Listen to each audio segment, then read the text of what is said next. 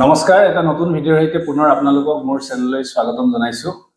আজিৰ ভিডিঅ'টোৰ বিষয়বস্তু হ'ল এনসাৰ ৰাইটিং কেনেকৈ কৰিম তাত মই মোৰ নিজৰ এনসাৰ এটা আপোনালোকক দেখাব খুজিম আৰু The Economic Survey 2024-25 identifies Northeast as a high potential zone for infrastructure and trade integration with ASEAN under India's Act East policy. মই এটা ষ্টেটমেণ্টেৰে আৰম্ভ কৰিছো আৰু তাত দেখাইছো যে 24 আৰু 25 ৰ ইকনমিক সাৰ্ভে কৈছে যে নৰ্থ ইষ্টত হাই পটেনশিয়াল আছে। গতিকে এই সেন্টেন্সটোৱে আৰু এটা বস্তু প্ৰুভ কৰিছে যে হয়তো এতিয়ালৈকে নৰ্থ ইষ্টক ইমান ইম্পৰ্টেন্স দিয়া হোৱা নাছিল। দিছে অবভিয়াসলি দিছে বাট মোৰ ষ্টেটমেন্টটো এটো দেখাইছে যে ইকনমিক সাৰ্ভে 2024-25 তে এটা ষ্টেটমেন্ট আহিছে যে নৰ্থ ইষ্টত হাই পটেনশিয়াল জোন হিচাপে ধৰিব পাৰি য'ত ইনফ্ৰাষ্ট্ৰাকচাৰ ট্ৰেড ইন্টিগ্ৰেশন হ'ব পাৰে উইথ এছিয়ান মাৰ্কেট। গতিকে এটা খুব ষ্ট্ৰং এটা ভ্যালিড পইণ্ট হ'ল মোৰ ষ্টাৰ্টিংৰ কাৰণে।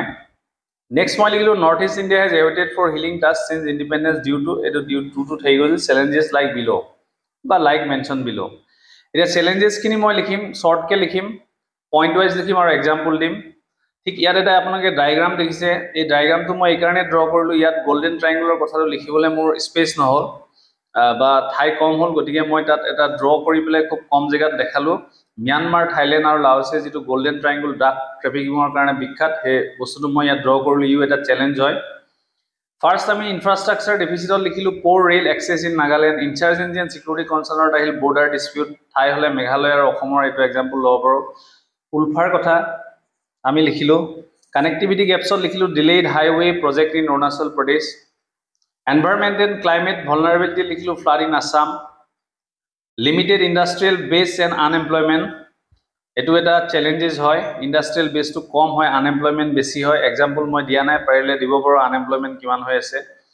নেক্সট আহিল financial and skill inclusion gap.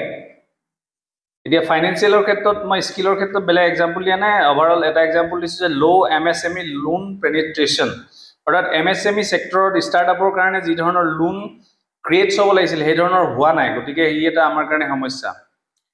এটা মেইন যেটো বডি হয় বডি অফ দা কোৱেশ্চন যেটো হয় হিলিং টাস্কৰ ওপৰত লিখিম ষ্টাৰ্টিং পইণ্টটা লিখি লৈছো with recent investment exceeding rupees 1.5 lakh crore north east is transitioning from insurgency to innovation. এটা খুব ধুনীয়া সেন্টেন্স আৰু আন্ডাৰলাইন কৰিছো মই ওপৰটো কৰিছো কেইবাটা পইণ্টত।